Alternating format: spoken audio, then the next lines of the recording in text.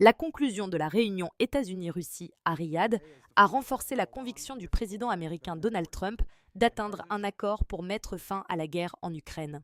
Le chef de la Maison-Blanche est apparu satisfait après les discussions en Arabie Saoudite entre le secrétaire d'État américain Marco Rubio et d'autres responsables américains, ainsi qu'une délégation russe dirigée par le ministre des Affaires étrangères, Sergueï Lavrov. Je pense que j'ai le pouvoir de mettre fin à cette guerre. La Russie veut faire quelque chose à ce sujet. Ils veulent mettre fin à cette barbarie. Trump a ajouté qu'il pourrait rencontrer le président russe Vladimir Poutine ce mois-ci et a exprimé qu'il ne s'opposerait pas à un mouvement européen pour envoyer des troupes de maintien de la paix en Ukraine, une idée discutée lors d'un sommet européen à Paris le 17 février. S'ils veulent faire cela, je suis complètement d'accord, était son commentaire, tout en soulignant que les États-Unis n'ont pas de plan pour contribuer des troupes à un contingent envoyé en Ukraine pour fournir des garanties de sécurité.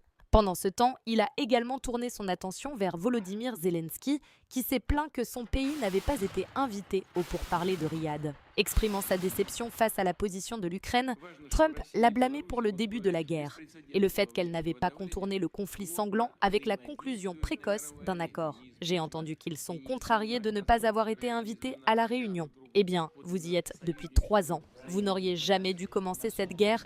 Vous auriez pu faire un accord. Moi-même, j'aurais pu faire un accord pour l'Ukraine, a-t-il ajouté. Cela leur aurait donné presque toute la terre, tout, et personne n'aurait été tué et aucune ville n'aurait été détruite. Trump a également déclaré que l'Ukraine devait tenir des élections. Le mandat de 5 ans de Zelensky devait se terminer en mai 2024.